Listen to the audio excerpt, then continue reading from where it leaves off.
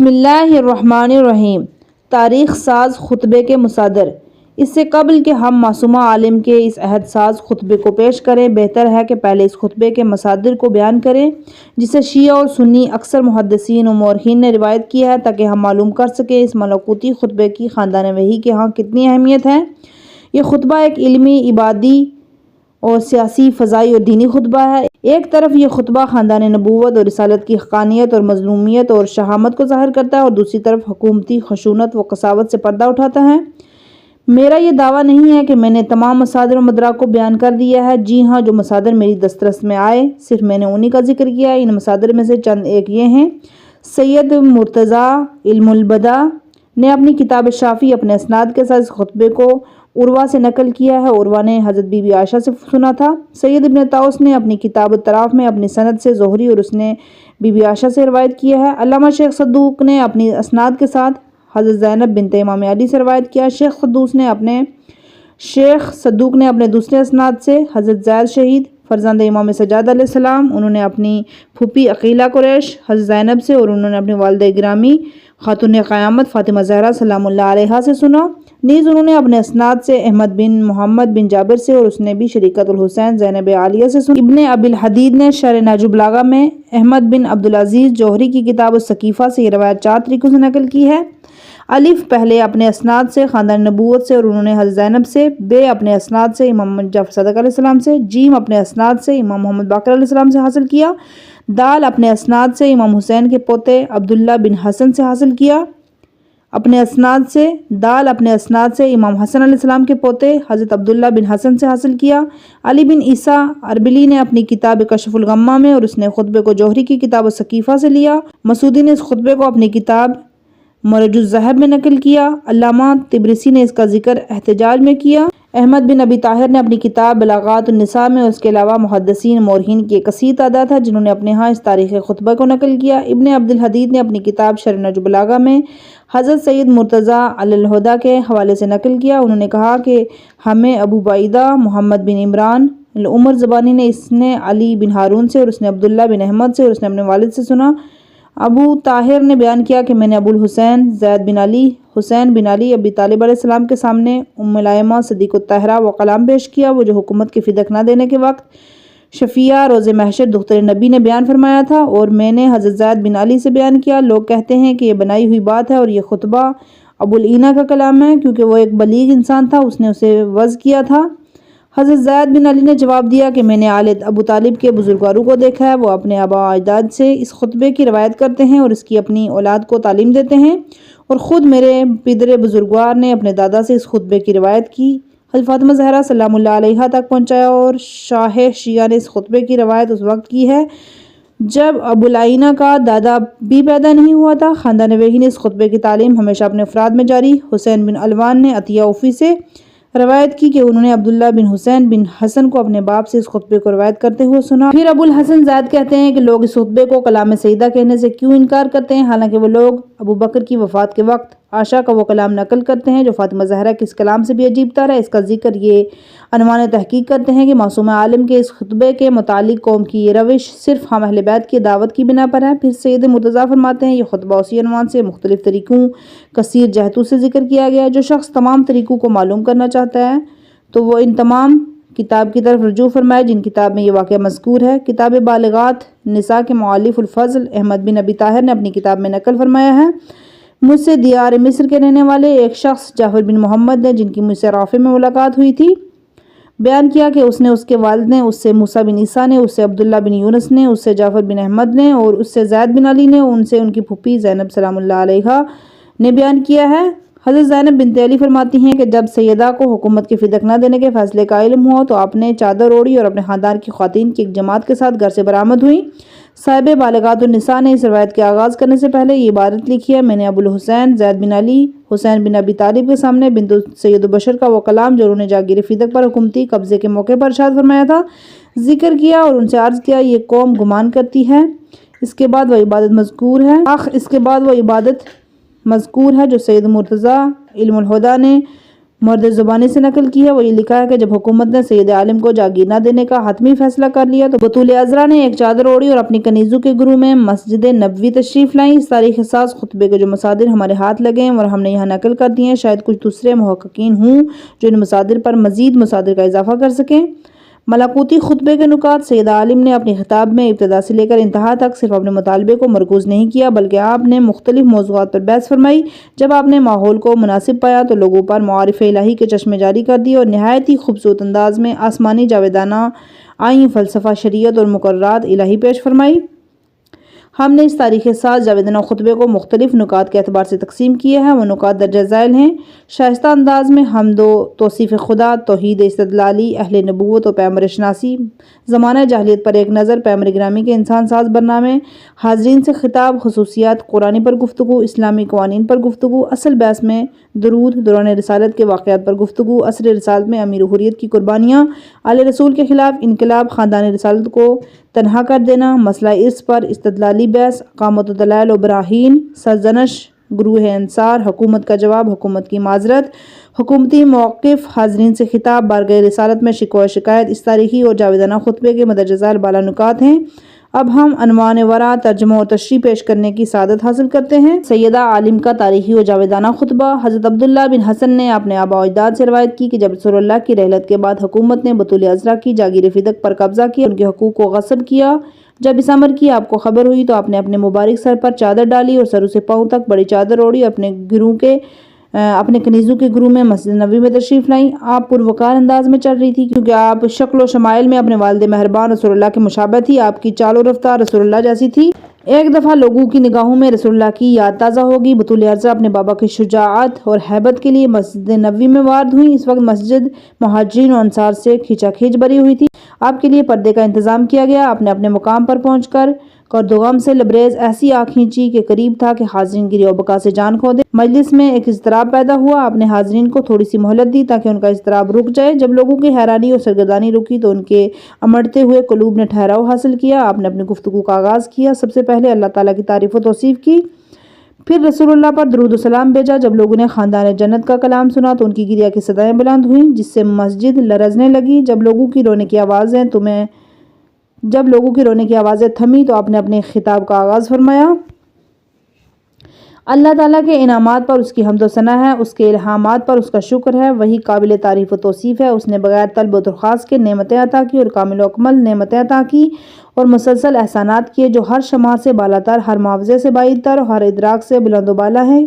اس نے اپنے بندوں کو دعوت دی کہ شکر کے ذریعے اپنے نعمات میں اضافہ کرائیں، پھر ان نعمتوں کو مکمل کر کے مزید حمد و ثنا کا مطالبہ کیا اور انہیں دہرایا: میں گواہی دیتا ہوں اللہ ایک ہے، اس کا کوئی شریک نہیں ہے۔ اس کلمے کی اصل اخلاص ہے اور اس کے معافی قلوب سے پیوست ہیں۔ اس کا مفہوم فکر کو جلا بخشتا ہے۔ اللہ وہ ہے جس کی آنکھوں سے اور رویت زبان سے تعریف و خیال سے کیفیت محال ہے۔ اس نے اشیاء کو بلا کسی مادہ اور نمونے کے خلق فرمایا ہے۔ اس نے تمام مخلوقات کو اپنی قدرت کاملہ اور مشیت کے ذریعے پیدا کیا۔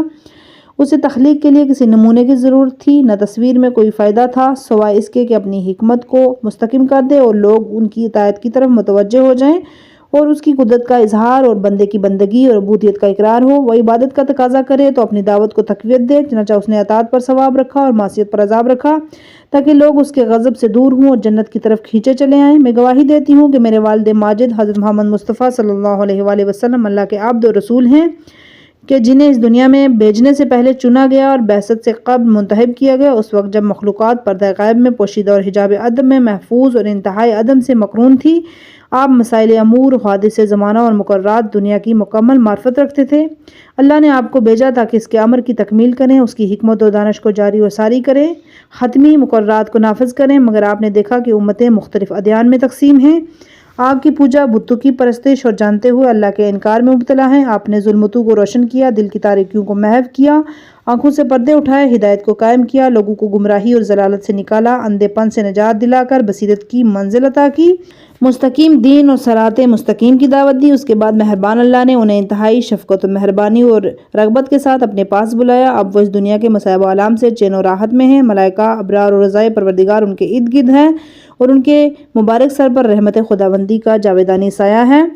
اللہ میرے والد گراں قدر پر اپنی رحمت نازل کرے جو ان کے نبی اور ان کی وحی کے آمین ترجمان تھے اور ان کی مخلوق میں مصطفیٰ اور مرتضیٰ تھے، ان پر اللہ تعالیٰ کی برکت اور رحمت اور سلام ہو۔ تشریح و توضیح۔ الحمدللہ علی ما انعم، تعریف و ستائش ہے اس خدا کی جس نے بے کران نعمات عطا فرمائی۔ تعریف و ستائش ہے اس خدا کی کہ جس نے بے کران نعمت عطا فرمائی۔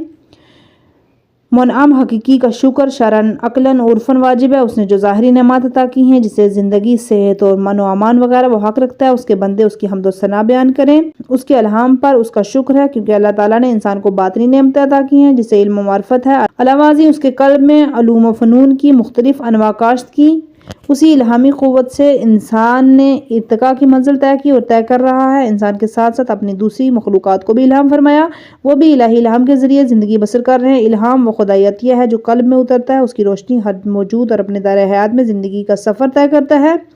اللہ تعالیٰ کی وہ نعمتیں ہیں جو اس نے اپنے بندے کے لیے آخرت میں رکھ دی ہیں، وہ جنت اور اس کی نعمتیں ہیں، علاوہ ازیں اس نے اس جہان میں بھی انسان کے لیے بے شمار نعمتیں محضون کر رکھی ہیں، ضرورت کے مطابق اسے ملتی رہتی ہیں۔ وہ بے پناہ نعمتیں جنہیں اللہ نے سب سے پہلے آفرینش کا لباس پہنایا، جیسے پانی، زمین، آگ، افریدگار ہستی نے نعمتوں کو نعمت حیات سے قبل پیدا کیا، اس طرح اس نے زمین میں قوت جاذبہ پیدا فرمائی، زمین، چاند اور آفتاب کے درمیان فاصلے مقرر فرمائے، قرہ ارضی کو ہوا کا لباس بنایا، جو نعمتیں اس کے سامنے جنہیں وہ استعمال کر رہا ہے ان سے بخوبی واقف ہے۔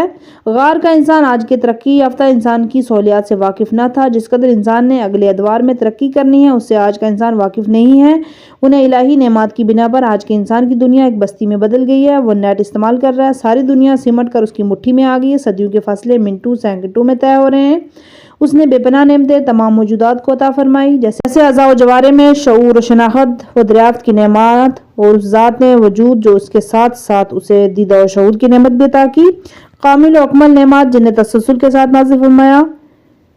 المنن منہ کی جمع ہے، اس کا معنی ہے نعمت، عطیہ، احسان، یہاں مقصود احسان کا شمار کرنا نہیں ہے کیونکہ اللہ تعالیٰ نے منع کیا کہ احسان مت جتلاؤ، سورہ مدثر آیت نمبر 6، احسان نہ جتلا کہ اپنے عمل کو بہت سمجھنے لگ جائیں۔ ایک اور مقام میں فرمایا سورہ بقرہ آیت نمبر 264، احسان جتلانے اور سائل کو ایذا دینے سے اپنے صدقات کو باطل نہ کرو۔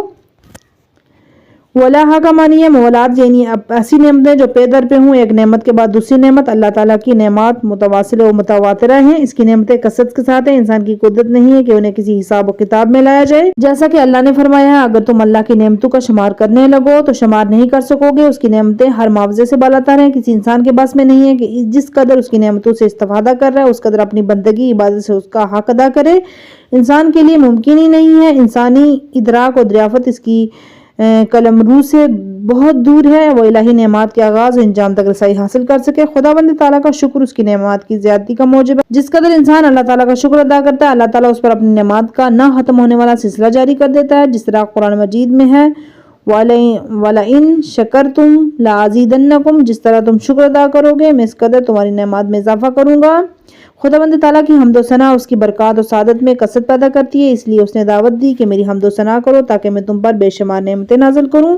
اللہ تعالیٰ نے اپنے بندوں کو دعوت دی ہے وہ خیر و رحمت کے اسباب میں کثرت پیدا کریں، جس سے اس کے راستے میں خرچ و انفاق کرنا، اس کے بندوں پر رحم کرنا۔ توحید و سیدہ عالم، اور میں گواہی دیتی ہوں کہ اللہ کے سوا کوئی معبود برحق نہیں ہے، اس کا کوئی شریک نہیں ہے۔ اس کلمہ لا الہ الا اللہ کی اصل اخلاص ہے، یعنی اس کا معنی و مفہوم اخلاص ہے، جس طرح کہ امیر حریت نے فرمایا دین کی ابتدا اس کی معرفت ہے، کمال معرفت اس کی تصدیق ہے، کمال تصدیق توحید ہے، کمال توحید کمال اخلاص یہ ہے کہ اس سے صفتوں کی نفی کی جائے کیونکہ ہر صفت شاہد ہے اور اپنے موصوف کی غیر ہے، اور ہر موصوف شاہد ہے اور اس صفت کے علاوہ کوئی چیز ہے، لہٰذا جس نے ذات الہی کے علاوہ صفات مانگے گویا اس نے ذات کا ایک دوسرا ساتھی مان لیا، اور جس نے اس کی ذات کا کوئی اور ساتھی مانا اس نے دوئی پیدا کی، اور جس نے دوئی پیدا کی اس نے اس کے لیے جز بنا ڈالا، اور جس نے اس کے لیے اجزاء کا قائل ہوا اور بے خبر رہا اس نے اسے قابل اشارہ سمجھ لیا، اور جس نے اسے قابل اشارہ سمجھا اس نے اس کی حد بندی کر دی۔ حضرت امیر کی نگاہ میں توحید کا اوج کمال اخلاص ہے، یعنی حقیقی اخلاص کا معنی یہ ہے کہ خداوند تعالیٰ ہر قسم کے نقائص سے پاک و پاکیزہ ہے، وہ جسم و عرض وغیرہ سے منزہ ہے، اس کا کمال اخلاص ہے۔ حضرت امیر کی نگاہ میں توحید کا اوج کمال اخلاص ہے، حقیقی اخلاص کا معنی یہ ہے کہ خداوند تعالیٰ ہر قسم کے نقائص سے پاک و پاکیزہ ہے، وہ جسم و عارض وغیرہ سے منزہ ہے۔ اس کا کمال اخلاص یہ ہے کہ اس کی صفات اس کی ذات ہے، زائد نہیں ہے۔ جو اس کی ذات ہے اس کی صفات اس کی غیر نہیں ہے۔ جس طرح انسان اور ہے اور اس کی دانش اور ہے، دانش انسان کی صفت ہے جو اس کی غیر ہے، انسان اس کا غیر ہے، لیکن خداوند تعالیٰ کی دانش اس کی عین ذات ہے اور اس کی باقی صفات بھی اس کی عین ذات ہیں۔ علم کلام کی کتاب میں علماء کرام میں مفصل بحثیں کی ہیں اور اس کے معنی قلوب سے پیوست ہیں اس کلام کا مفہوم و معنی یہ ہے کہ اللہ تعالیٰ نے قلوب کو کلمہ لا الہ الا اللہ کے معنی کے ہمراہ پیدا فرمایا۔ اللہ تعالیٰ نے قلوب کو توحید اور یکتا پرستی کی فطرت پر خلق فرمایا۔ توحید فطری کا معنی یہی ہے کہ آفریدگار انسان نے اپنی کتاب میں اسی امر کی تصریح فرمائی۔ فطرت کا مفہوم یہ ہے کہ ملت یعنی دین اسلام اور توحید اللہ تعالیٰ نے اسی اساس پر انسانی تخلیق فرمائی ہے۔ آیت مبارکہ کا معنی یہی ہے کہ اللہ تعالیٰ نے تمام انسانوں کو اس صورت میں خلق فرمایا، انہیں مرکب کیا اور انہیں یہ صورت بخشی کہ وہ انہی کا صانع و قادر ہے، وہی عالم و وہی و قدیم ہے، وہ کسی سے مشابہ نہیں ہے اور کوئی چیز اس کے مشابہ نہیں ہے۔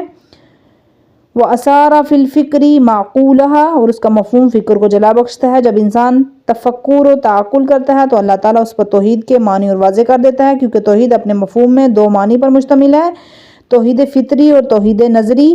یہاں توحید نظری مقصود ہے۔ توحید نظری کا معنی ہے کہ دلائل و بینات میں تفکر کیا جائے، انسان آفاق اور آنف میں اپنی فکر کو جلان تاکہ اسے اپنے خالق تک رسائی حاصل ہو جائے۔ آنکھوں کے لیے ممکن نہیں ہے کہ وہ اسے دیکھیں، کیونکہ خداوند تعالیٰ نہ جسم ہے، نہ جوہر ہے، نہ عارض ہے۔ انسانی آنکھ اسے دیکھ نہیں سکتی، کیونکہ یہ بات روشن ہے کہ اعراض امور میں جیسے رنگ، طول وغیرہ جو انسانی جسم کو عارض ہیں وہ جسم کے حواس میں سے ہیں۔ انسانی آنکھ اس چیز کو دیکھ سکتی ہے جو دکھائی دینے والی ہوتی ہے۔ جب آنکھ کسی چیز کو دیکھتی ہے تو اس کے شعاعیں خارج ہو کر اس چیز سے ٹکرا کر واپس آنکھ کے عدسے میں آتی ہیں، وہ چیز انسان کو نظر آتی ہے، کیونکہ افریدگار ہستی کا جسم ہے ہی نہیں، اس لیے اسے دیکھا نہیں جا سکتا، نیز کوئی موجود ہے ہی نہیں جو اللہ تعالیٰ کی ہستی کو دیکھ سکے۔ اس لیے اللہ تعالیٰ نے فرمایا سورہ انعام آیت نمبر 103 میں، نگاہیں اسے پا نہیں سکتی جب وہ نگاہوں کو پا لیتا ہے اور وہ نہایت ہی باریک بین اور بڑا باخبر ہے۔ اللہ تعالیٰ کا فرمان ہے کہ لن ترانی، تو مجھے ہرگز نہیں دیکھ سکے گا۔ حرف لن ابدی نفی کے لیے آتا ہے، یعنی تمام ظاہری آواز سے اسے دیکھا اور اسے پرکھا نہیں جا سکتا، جسے قوت سامہ، قوت شامہ، قوت ذائقہ، قوت لاسمہ میں نہایت ہی افسوس سے کہنا پڑتا ہے کہ کچھ لوگوں کا عقیدہ ہے کہ خدا جسم رکھتا ہے، وہ بیبانک وحل کہتے ہیں۔ اللہ تعالیٰ گدھے پر سوار ہو کر آسمان سے زمین کی طرف نازل ہوتا ہے، اور ان لوگوں نے اپنے دین کے اصول و فروع کو ایک ایسے آدمی کے کندھے پر رکھ دیا جس کی طرف خود جھوٹ و خرافات کی نسبت دیتے ہیں، اور پھر ایسی جھوٹی روایات کو نسبت رسول اللہ اور دوسرے لوگوں کی طرف دیتے ہیں۔ عمر نے ایک آدمی پر تعظیمیں برسائے اور اسے دروغ سازی اور دروغ پرداری اور حدیث تراشی سے روک دیا تھا۔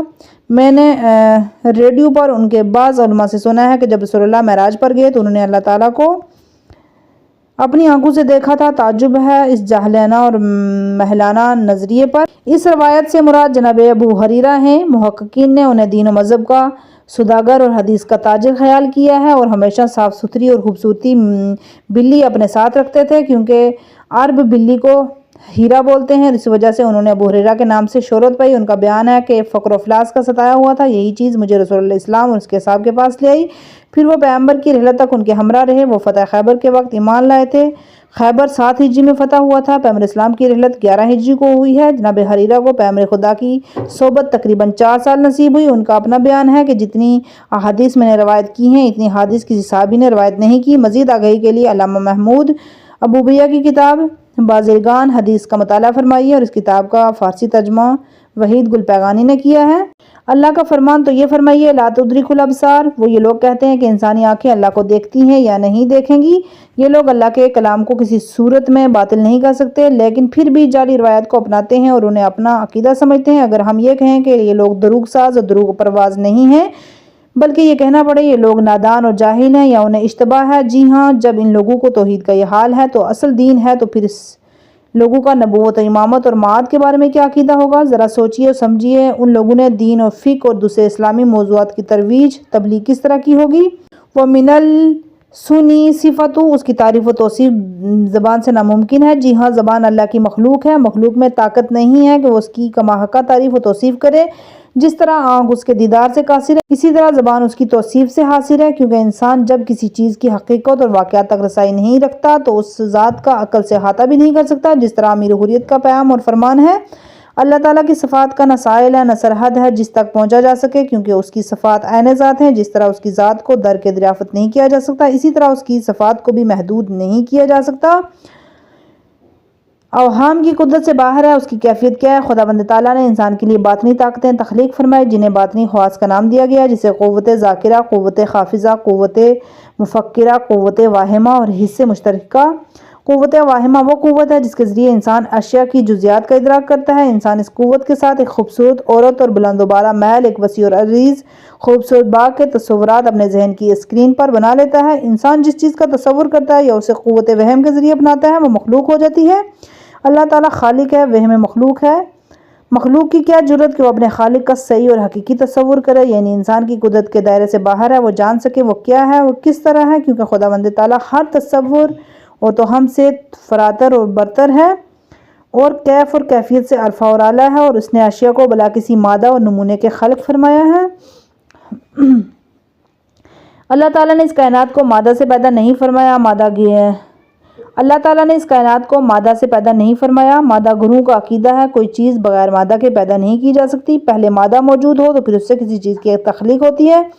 مادہ اشیاء کی اصل ہے۔ اگر ان مادہ پرستوں سے پوچھا جائے مادہ کس چیز سے بنا ہے، کہاں موجود تھا، کس قدرت نے اسے پیدا کیا، ان سوالات کے ان کے پاس جواب نہیں ہوتے، سوائے خاموشی کے ان کے پاس کچھ نہیں ہوتا۔ اگر وہ کہیں کہ مادہ ایک اور مادہ سے پیدا ہوا ہے تو ہم کہہ سکتے ہیں تو پھر کیا معنی ہے یہ دوسرے موجودات مادہ کے بغیر پیدا ہوں۔ اگر وہ کہیں کہ یہ مادہ ایک دوسرے مادے سے پیدا ہوا تو ہم اس سے پوچھ سکتے ہیں وہ مادہ کس چیز سے پیدا ہوا، کہاں پیدا ہوا، کس موجود میں آیا، کس طرح وجود میں آیا۔ اس طرح سوالات کا سلسلہ جاری رہ سکتا ہے۔ مادہ پرستوں کے لیے ممکن ہی نہیں ہے کوئی تسلی بخش جواب دے سکیں۔ اسلامی عقیدہ یہ ہے کہ اللہ تعالیٰ نے تمام اشیاء کو کسی مادے سے اور نہ کسی چیز سے خلق فرمایا۔ اشیاء کے نمونے میں اس نے کسی کی پیروی اور تقلید نہیں کی۔ یہ کائنات اس کی تمام موجودات الہی ایجادات ہیں۔ اس ذات نے کسی کی اتباع اور پیروی میں اشیاء کو خلق نہیں کیا۔ اے قاری عزیز، آپ اس جدید دور کی جدید ترین ایجادات اور اختراعات کو دیکھ سکتے ہیں۔ لوگوں نے تقلید اور پیروی میں یہ اختراعات کی ہیں۔ انہوں نے کچھ دیکھا پھر اسی طرز پر کوئی مشین و آلہ بنایا، جیسے ہوائی جہاز ہے۔ ہوائی جہاز کے موجودوں نے فضا میں پرندوں کو اڑتے ہوئے اور بیٹھتے ہوئے دیکھا۔ جب پرندہ اڑتا ہے تو اپنی ٹانگوں کو اپنے پیٹ سے ملا دیتا ہے، جب وہ زمین کی طرف اڑتا ہے تو آہستہ آہستہ اپنی ٹانگوں کو چھوڑ دیتا ہے اور زمین پر اتر کر انہی پر چلنے لگتا ہے۔ اسی طرح آغاز میں انہوں نے دریاؤں اور سمندروں میں مچھلیوں کے تیرنے اور غوطہ لگانے میں اور خوض کیا ہے۔ انہیں آنسو نے مچھلیوں کی تلقید کی، انہی کی طرز پر پانی کی سطح پر پیرائی کی۔ انہی آواسوں نے مچھلی کی تقلید کی اور انہی کی طرز پر وہ پانی کی سطح پر پیراکی کرتے ہیں، پانی میں غوطے لگاتے ہیں، پھر پانی کی سطح پر واپس آ جاتے ہیں۔ اسی تقلید پیروی میں صنعتیں وجود میں آئی اور ان میں پیش رفت ہوئی۔ یہ سب کچھ تقلید کا اعجاز ہے، لیکن اللہ تعالیٰ نے یہ کائنات بغیر کسی تقلید و اتباع کے خلق فرمائی۔ افریدگار ہستی نے اپنی مختلف قسم کی مخلوق کو اپنی قدرت کاملہ سے پیدا فرمایا۔ آفرینش موجودات میں اس نے کسی مشاورت، کسی نہ کسی سے معاونت حاصل کی، نہ کائنات کی تخلیق میں آلات و ادوات کا استعمال کیا، بلکہ اس نے اپنی بے پناہ قدرت سے اس جہان ہستی کو آفرینش کا لباس پہنایا۔ اللہ تعالیٰ نے اپنے ارادے سے ہی اس دھرتی کو خلق فرمایا۔ اس نے اپنی مشیت کے مطابق اس کی کیفیت، صورت، شکل اور عدد و ہیبت مقرر فرمائی اور ان کی باقی خصوصیات کو پیدا فرمایا۔ آپ نے اس کائنات اور موجودات کو بغیر جبرن و اکرن کر کے پیدا فرمایا۔ قرآن مجید میں ارشاد ہوتا ہے، سورہ یاسین آیت نمبر 82 میں، جب وہ چاہتا ہے کسی چیز کو پیدا کرے تو فرماتا ہے ہو جا، بس وہ ہو جاتی ہے۔ جس طرح حضرت زین العابدین علیہ السلام کی دعا ہے، تیرے ارادے ہی سے اشیاء تخلیق ہو جاتی ہیں، یعنی صرف تیری مشیت سے، تیرے بغیر کسی قول کے وہ چیز پیدا ہو جاتی ہے۔ سیدہ عالم نے انسانی تخلیق اور باقی مخلوقات کی آفرینش کی ہدفواری کی طرف اشارہ کرتے ہوئے فرمایا، اس نے اس کائنات کو بغیر کسی صورت اور نیاز مندی کی بنا پر پیدا فرمایا۔ اس نے انسانوں اور باقی مخلوق کو اس لیے پیدا نہیں فرمایا کہ وہ اکیلا تھا، اسے مانوسیت کی ضرورت تھی یا اسے اپنی مخلوق کی نصرت و یاوری کی احتیاج تھی۔ وہ ہر اعتبار سے کامل و اکمل ہے، اس کی ذات میں ناز ہے، نیاز نہیں ہے، اسے کسی کی احتیاج نہیں، ہر ایک کو اس کی احتیاج ہے، اسے ایجاد و تکوین کی ضرورت نہیں تھی، شکل و صورت بخشنے میں اسے کوئی فائدہ نہیں ہے۔ اس ذات نے اپنی مخلوق کو صورت و اشکال اور پیماد عطا فرمائے، اس کے ان افعال میں سے کوئی فائدہ نہیں ہے۔ جس طرح ہم نے نفی کیا ہے تکوین، ایجاد اس کی ضرورت نہیں ہے، اسی طرح تصویر و تشکیل کی بھی اسی طرح تصویر و تشکیل کی بھی اسے ضرورت نہیں ہے، اس لیے ہماری ضرورت اس بات کی ہے کہ ہم اس کائنات کی تخلیق کا سبب تلاش کریں، کیونکہ اللہ تعالیٰ کی ذات حکیم ہے اور حکیم کا کوئی فعل و عمل حکمت سے خالی نہیں ہوتا۔ اس کی ذات بے ہدفی سے پاک اور عرفہ و اعلیٰ ہے، صرف اس لیے اس کی حکمت و دانش مستحکم ہو جائے۔ اس کائنات کی انشاء، تکوین و ایجاد کا مقصد یہ تھا کہ حکمت الہیہ ظاہر ہو جائے۔ خداوند تعالیٰ اپنی حکمت بالغہ کا خود عالم ہے۔ اس کائنات کی ایجاد کا تقاضا کیا ہے؟ شاید کہ کائنات کی تخلیق کی حکمت یہ ہو کہ خود پہچانا جائے۔ اپنی مخلوق کو آگاہ فرمایا کہ اس کے احکام کی فرما برداری کریں۔ خاتون جنت کا اشارہ اس بات کی طرف ہے کہ اللہ تعالیٰ نے انسان کو پیدا فرمایا تاکہ اپنے فرمان کو اشکار فرمائے، مخلوق کے اس فرمان کی اطاعت کرے۔ اللہ تعالیٰ نے اپنی کتاب نے فرمایا، سورہ زاریات آیت نمبر 56، اور میں نے جن اور انسانوں کو نہیں پیدا کیا مگر اپنی بندگی اور عبادت کے لیے۔ یہ بات روشن ہے کہ حقیقی اطاعت اور عبادت اس وقت حاصل ہوتی ہے جب معرفت ہو۔ معرفت کے بغیر عبادت کی کوئی قیمت اور حقیقت نہیں ہے۔ اس معرفت کو بھی کوئی قیمت نہیں ہے جس میں اطاعت اور عبادت نہ ہو۔ اپنی قدرت کے اظہار کے لیے اللہ تعالیٰ کی قدرت و طاقت موجود تھی۔ اس نے ارادہ فرمایا کہ اس کی قدرت کا اظہار ہو، اس لیے اس نے جمادات، نباتات، حیوانات اور انسان کو خلق فرمایا۔ ان موجودات میں سے ہر ایک کو اپنی قدرت کی آیات اور ودیت فرمائی۔ اللہ تعالیٰ نے ستاروں کے اکشاؤں اور انسانوں کو اور آسمانوں کو پیدا فرمایا۔ اسی طرح اس نے خون میں سرخ و سفیدی خلیے خلق فرمائے۔ اس نے ننھی سی مخلوق و چونٹی پیدا فرمائی۔ اس نے اندام اور اعضاء عطا کیے۔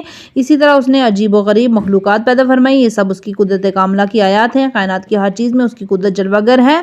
اللہ تعالیٰ نے موجودات کو خلق فرمایا تاکہ اس کے اوامر کی اطاعت کریں اور اس کے منہیات سے اپنے آپ کو روکیں۔ اطاعت و تسلیم اس کی بندگی اور اطاعت ہے۔ اس ذات نے مختلف اقسام کی مخلوق کو پیدا فرمایا تاکہ اس نے پیغمبر اور اولیاء اور اس کی وحدانیت کی طرف دعوت دینے میں اپنے دلائل کو مضبوط کریں اور ان اشیاء سے استدلال کر کے اپنے پیغام کو مستحکم کریں۔ اللہ تعالیٰ نے اپنی اطاعت پر ثواب و جزا کا وعدہ فرمایا، کیونکہ ہر انسان دو عاملوں میں سے کسی ایک عامل وہ محرک کی اساس پر کام کرتا ہے، یا تو وہ جلب و کسب منافع کے لیے یا خطرات و نقصانات سے محفوظ رکھنے کے لیے۔ جیسا کہ ایک انسان فقر و افلاس سے بچنے کے لیے تجارت کرتا ہے، ایک عالم علم، دانش و کسب کے لیے محنت کرتا ہے تاکہ وہ اپنی اس جہالت کو دور کرے جو اس کی کمال کی راہ میں حائل ہے، اسی طرح انسان اطاعت و بندگی نہیں کرتا مگر اجر و ثواب کے لیے عذاب و عتاب کے خوف سے نافرمانی سے بچتا ہے۔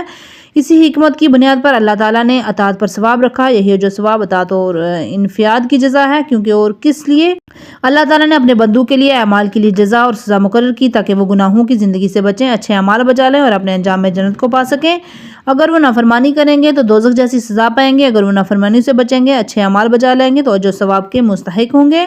بسبغاء رسول نے اللہ تعالیٰ کی تعریف و توصیف کے بعد دو شہادتوں کو اپنی مبارک زبان پر جاری فرمایا۔ توحید کے بعد رسالت پر لب کشائی فرمائی۔ سب سے پہلے اپنے والد گراں قدر کی شائستہ اور بائشتہ عبودیت پر گفتگو کی، ان کی عبودیت کی، ان کی نبوت کی عزت و عظمت پر گفتگو کی۔ آپ نے پہلے یہ بیان کیا اپنے خدا کی عبادت و بندگی میں اپنی مثال آپ تھے، انہیں عبادت اور خداوندی میں سیار تکامل حاصل تھا، حضور خشوع میں ان کا کوئی ثانی نہیں تھا۔ یہ وہ مرتبہ ہے جسے انسان اپنے اختیار سے حاصل کر سکتا ہے، کیونکہ اس امر سے سبھی واقف ہیں۔ نبوت کا مرتبہ کوشش و کاوش سے نہیں حاصل ہوتا، اللہ تعالیٰ کا اپنا انتخاب ہے۔ اس کے بعد خور انسیہ نے اپنے والد گرامی کی رسالت کا اعتراف کیا، آپ اللہ تعالیٰ کے رسول ہیں، اللہ نے انہیں اپنی مخلوق کی طرف ارسال فرمایا۔ نہایت ہی افسوس سے کہنا پڑتا ہے کہ کلمہ رسالت مقدسہ کلمہ ہے، لیکن ہمارے زمانے میں حق و باطل، صحیح و سقیم سبب کے لیے استعمال ہوتا ہے۔ اللہ تعالیٰ نے اپنی مخلوق کی طرف سے بیجے قبل انہیں منتخب کیا۔ اللہ تعالیٰ نے اپنے مخلوق کی طرف بھیجنے سے قبل انہیں منتخب کیا، جس طرح کثیر لوگوں میں سے اسے چنتے ہیں، شائستہ و کامل ہوتا ہے۔ اللہ تعالیٰ نے عالمین میں سے حضرت محمد مصطفیٰ صلی اللہ علیہ وسلم کا انتخاب فرمایا۔ اس امر کو اس طرح سمجھا جاتا ہے کہ جیسے ہمارے سامنے مختلف اقسام کے سینکڑوں کی تعداد میں پھل و میوہ جات پڑے ہوں، ہم اس پھل کو اٹھاتے ہیں جو تازہ ہوتا ہے، میٹھا شیریں ہوتا ہے، اپنے خواص و صفات کے اعتبار سے امتیازی شان لیے ہوتا ہے۔ اسی طرح افریدگار ہستی نے حضرت محمد مصطفیٰ صلی اللہ علیہ وآلہ وسلم کو اپنی نبوت کے انتخاب سے قبل انہیں اپنے تمام بندوں میں سے چنا، کیونکہ خداوند تعالیٰ کے علم میں تھا کہ وہ اس کی رسالت اور نبوت کی اہلیت رکھتے ہیں، ان کے اندر جہاد اور دعوت الہی کی تمام صلاحیتیں موجود ہیں، ان کی ذات ہی انہی منصب اور خطیر اور مقام پر شکوہ کی اہل ہے، کیونکہ ایسے مواقع پر کسی شخصیت کو آزمائش اور امتحانات کی بھٹیوں میں گزارا جاتا ہے، پھر اسے عہدہ دیا جاتا ہے۔ لیکن اللہ تعالیٰ کے علم میں تھا جب رسالت کا بوجھ ان کے کاندھوں پر رکھا جائے تو ان سنگین بوجھ کو بھرپور ذمہ داری کے ساتھ اٹھائیں گے۔ ان کی تخلیق سے قبل ان کا نام تجویز فرمایا۔ اللہ تعالیٰ نے ابھی آپ کو پیدا ہی نہیں فرمایا تھا کہ آپ کا اسم مبارک آپ کے مسمی کے مطابق رکھ دیا، کیونکہ خدا رحمان آفرین نے اپنے علم میں مقرر فرمایا کہ حضرت محمد مصطفیٰ صلی اللہ علیہ وسلم اس کے رسول ہیں، انہوں نے اس عہدے رسالت پر فائز ہونا ہے۔ اللہ نے ان کی تخلیق سے قبل ان کا نام اپنے انبیاء کو بتا دیا تھا۔ اللہ تعالیٰ نے آپ کو اپنا نبی بنانے سے قبل مصطفیٰ بنا دیا تھا۔ خداوند تعالیٰ نے آپ کو اس وقت برگزیدہ بنایا اور اس کا نام رکھا جب حضرت آدم کی تخلیق ہی نہیں ہوئی تھی، ان کی تمام مخلوق ابھی پردہ غیب میں تھی۔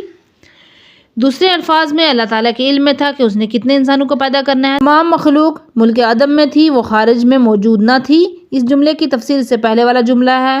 احاویل احوال کی جمع ہے، احوال حول کی جمع ہے، اس کا معنی خوف اور امر شدید ہے۔ اس سے مقصود غیب کے ظلمات کی وحشت ہے۔ تمام مخلوق ابھی پردہ وحشت میں مستور تھی، پھر بھی محمد بن عبداللہ کے تذکرے موجود تھے۔ کسی چیز کی انتہا اس کے حدود ہوتے ہیں۔ اس کا مفہوم یہ ہے کہ ابھی مخلوق اپنے وجود سے بہت بعید تھی، یعنی عدوم تھی۔ حضرت محمد مصطفیٰ صلی اللہ علیہ وآلہ وسلم اللہ تعالیٰ کے عطا کردہ علم سے حوادث زمانہ و مقررات دنیا کو خوب جانتے تھے۔ اللہ تعالیٰ انسانوں کے انجام کار کو خوب جانتا ہے اور اپنے پیغمبر کی رسالت کے عواقب سے اچھی طرح واقف ہے۔ انہوں نے اپنی خدا بخش صلاحیتوں اور اخلاق حمید اور صفات جمیلہ سے متصف ہوتے ہوئے کس طرح اپنی ذمہ داریوں سے عہدہ برا ہونا ہے، اسی لیے اس وقت خاص کے لیے انہیں رسالت عطا فرمائی۔ کثرت کے ساتھ احادیث موجود ہیں کہ آپ نے فرمایا اللہ تعالیٰ نے سب سے پہلے حضرت محمد مصطفیٰ کے مبارک نور کو پیدا فرمایا۔ آپ نے بھی یہ فرمایا کہ اللہ تعالیٰ نے میرا اور علی کا نور حضرت آدم کی خلقت یا زمین و آسمان کی تخلیق سے 12,000 یا 24,000 سال قبل خلق فرمایا۔ اس مضمون پر مشتمل احادیث شیعہ اور سنی کتاب میں کثرت کے ساتھ موجود ہیں۔ آپ اللہ تعالیٰ کے عطا کردہ ادراک سے ہر عصر اور نسل کے حوادث اور انقلابات کو جانتے تھے۔ آپ اللہ تعالیٰ کے عطا کردہ ادراک سے ہر عصر اور نسل کے حوادث اور انقلابات کو جانتے تھے۔ اس دنیا میں قیامت تک اقوام عالم نے کس طرح رہنا ہے اور انہیں کن کن انقلابات و حوادث سے گزرنا ہے۔ رسول اکرم اللہ تعالیٰ کے فرمان اور عطا کردہ معرفت کے ذریعے تمام زمانوں کے امور اور مسائل کو جانتے تھے۔ اس جملے میں سیدہ عالمہ نے یہ بیان دیا کہ اللہ تعالیٰ نے آپ کو اس لیے مبعوث فرمایا تھا کہ کائنات کی آفرینش کا ہدف کامل و اکمل ہو جائے۔ شاید اس بلند ترین سخن سے مراد یہ ہو کہ اللہ تعالیٰ نے اپنی نبوت کا اتمام و اختتام حضرت محمد مصطفیٰ کی رسالت پر کرنا تھا۔ اس شریعت کی تکمیل انہی پر ہو تاکہ اس کا حکم اس کی مخلوق میں قطعی طور پر نافذ ہو جائے۔ اس ذات نے اپنے واجب و مقررات کے نفاذ کو قطعی اور بغیر تغیر اور تبدل کے بنایا اور اس کے فیصلے اس کی مخلوق میں عملی جامہ پہن کر رہے ہیں۔ انحطاط حیات فکری اور دینی، اس مقام پر دختر سرفراز پیغمبر نے اپنے خطاب کا رخ دینی و فکری انحطاط کی طرف موڑا اور آپ نے فرمایا پس پیغمبر خدا نے امتوں کو دیکھا اور مختلف اقسام کے ادیان میں محدود ہیں، جسے یہود، نصارہ، محبوس، صحابی اور دہریے، زندیق، کافر، بت پرست وغیرہ، جنہوں نے امتوں کو فرقہ بندی اور فرقہ پرستی میں تقسیم کر رکھا ہے۔ کچھ لوگوں نے آتش پرستی شروع کر دی اور ان کی مراقبت میں کمر بستہ ہو گئے۔ اس سے آپ کی مراد مجوسی تھے، جنہوں نے آگ کو مقدس سمجھتے ہوئے ان کی عبادت شروع کر دی۔ انہوں نے اپنے بنائے ہوئے بت تاکہ آگ بھی بجھنے نہ پائے، وہ اپنے ہاتھوں سے بنے ہوئے بتوں کو پوجا کرنے والے ہیں۔ اوثان کی جمع ہے جس کا معنی بت ہے۔ زمانہ جاہلیت میں سیاسی اور اقتصادی عقیدتی بت سازوں اور بت تراشوں نے پتھروں اور لکڑیوں یا دوسری چیزوں کے بت تراشتے ہوئے بنائے، انہیں اپنے گھروں میں رکھتے تھے اور ان کے سامنے جھکتے تھے، ان کے سامنے سجدہ ریز ہوتے تھے، حالانکہ وہ اللہ تعالیٰ کی معرفت کے باوجود اس کا انکار کرنے والے تھے۔ جس طرح اللہ تعالیٰ نے فرمایا وہ لوگ اللہ تعالیٰ کی نعمت جاننے کے باوجود اس کا انکار کرتے ہیں، کیونکہ ہر صاحب و دانش و بینش خوب جانتا ہے کہ ہر موجود کے لیے خالق کا ہونا ضروری ہے، ہر مصنوع کے لیے صانع کا ہونا ضروری ہے۔ سبھی جانتے ہیں کہ کائنات مخلوق ہے۔ آج تک مخلوق میں سے کسی نے دعویٰ نہیں کیا کہ وہ شمس و قمر اور زمین و آسمان کو اس نے پیدا کیا ہے، اس لیے ضروری ہے کہ کوئی صانع ہے جس نے اس کائنات کو تخلیق کیا ہے۔ اللہ تعالیٰ نے اپنے رسول کی برکت سے کفر و شرک، جہالت و جنایت کی تاریکی کے دبیز بادلوں کو رفع دفع کر دیا۔ جی ہاں، رسول اسلام نے اپنے روشن دلائل اور براہین سے ثابت کر دیا کہ شرک و بت پرستی، آتش پرستی اللہ کی وحدانیت سے انکار ہے، اللہ کا انکار کفر ہے۔ آن حضرت ان گمراہ کن عقائد کو صفحہ ہستی سے ختم تو نہیں کر سکے، لیکن یہ ثابت کر دیا کہ اسلام اور قرآن برحق ہیں اور نجات بخش ہیں، ان کے سوا باقی تمام عقائد و مذاہب باطل و بے اساس ہیں۔ وَكَشَفَ عَنِ الْقُلُوبِ یوہامہا، اللہ تعالیٰ نے اپنے نبی کے ذریعے قلوب سے برا بہام باتوں کو دور کیا اور لوگوں پر مخفی، مستور اور مشکل امور کو آسان کر دیا، جسے توحید، حشر اور نشر کے عقائد ہیں۔ رسول اللہ سے قبل لوگ اس مسائل و حقائق سے آگاہ نہیں تھے۔ اللہ تعالیٰ نے اپنے رسول کی برکت سے اپنے بندوں پر مشکلات آسان فرمائی۔ رسول اللہ کی بعثت سے قبل لوگوں کی آنکھوں پر شرک اور کفر کی ظلمتوں کے دبیز پردے پڑے ہوئے تھے۔ اللہ تعالیٰ نے اپنے رسول کے نور رسالت سے ظلمتوں کو ہٹایا، ان عقل کے اندھوں کو روشنی عطا فرمائی۔ اس جملے میں تاریکی سے مراد عقائدی اور انحرافات ہیں جو ظلمت کے مانند ہوتے ہیں، جسے انسان حقائق کو نہیں دیکھ سکتا۔ رسول اللہ نے انسانیت کی ہدایت اور ارشاد کے لیے قیام فرمایا۔ آپ نے وہ علامات نصب فرمائے جو حق و حقیقت کی طرف رہنمائی کرتی ہیں اور توحید و نبوت اور معاد کا راستہ دکھاتی ہیں۔ رسول اللہ نے لوگوں کو گمراہی اور ضلال سے نجات عطا فرمائی۔ اس وقت کے لوگ ذلت اور رسوائی اور ضلالت کی زندگی بسر کر رہے تھے، اسی تاریکی اور گمراہی میں رہتے ہوئے اس دنیا سے چل بسے تھے۔ وہ انسانی تہذیب اور اخلاق سے دور تھے، وہ فروئی و خانوادی آداب و رفتار سے بے بہرا تھے، اس کا رخ پستی اور رسوائی کی طرف تھا۔ پیغمبر اعظم نے انہیں ہلاک و ترابدی سے نکال کر سعادت ابدی کا راستہ دکھایا، اندھے پن سے نکال کر دانا اور بینا بنا دیا۔ علمی کا لغوی معنی ہے جسے کوئی چیز دکھائی نہ دے۔ آپ نے اپنی تعلیمات سے ندو کو بینائی طے فرمائی۔ پیغمبر خاتم نے امت کو حقیقی دین کی ہدایت فرمائی۔ ہدایت کے بہت سے معنی ہیں۔ ایک معنی یہ ہے کہ جس نے راستہ نہیں دیکھا اسے دکھانا، اس کا دوسرا راستہ معنی ہدف اور مقصد تک پہنچا دینا۔ پیغمبر گرامی نے ہدایت کے دونوں معنی پر عمل فرمایا۔ انہوں نے قوم کو سعادت کا راستہ دکھایا، انہیں دنیاوی اور اخروی سعادت کی طرف رہنمائی بھی فرمائی۔ سرتاج انبیاء نے لوگوں کو وہ راستہ دکھایا جس میں نہ کجی ہے نہ انحراف ہے، اور وہ راستہ دین اسلام ہے۔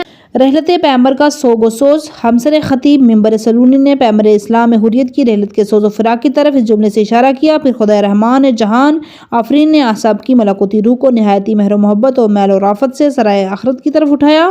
جی ہاں، آپ کی مبارک و پاکیزہ روح کو کمال و مہر و محبت سے قبض فرمایا، خود ان کے خواست و اختیار پر ان کی روح کو اپنے پاس بلایا، نہ اجباراً نہ کرن نہ قیاس و غضب سے۔ ممکن ہے اس اختیار سے مراد یہ ہو کہ اللہ تعالیٰ نے ان کے لیے آخرت کو اختیار کیا ہو، اس لیے انہیں اس دنیا جہان سے اٹھا لیا، جس طرح اللہ تعالیٰ نے اپنے قرآن کریم میں فرمایا، سورہ ضحیٰ آیت نمبر 4، وَلَلْآخِرَةُ خَيْرٌ لَكَ مِنَ الْأُولَىٰ، پھر پورے یقین کے ساتھ دو جہان آپ کے لیے اس جہان سے بہتر و برتر ہیں۔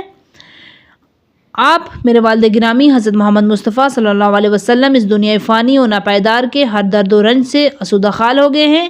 اب وہ تاریک اندیشوں، خشونت کشوں اور ثروت اقدار کے بیچاروں کی مخالفت اور عداوت اور اذیت اور آزار سے محفوظ اور معصون ہو گئے ہیں، کیونکہ اولیاء اللہ کے لیے راحت و سکون کا سامان موت ہی ہے۔ ان کی دنیاوی زندگی جہود و جہاد اور مشقت و مشکلات سے دوچار ہوئی۔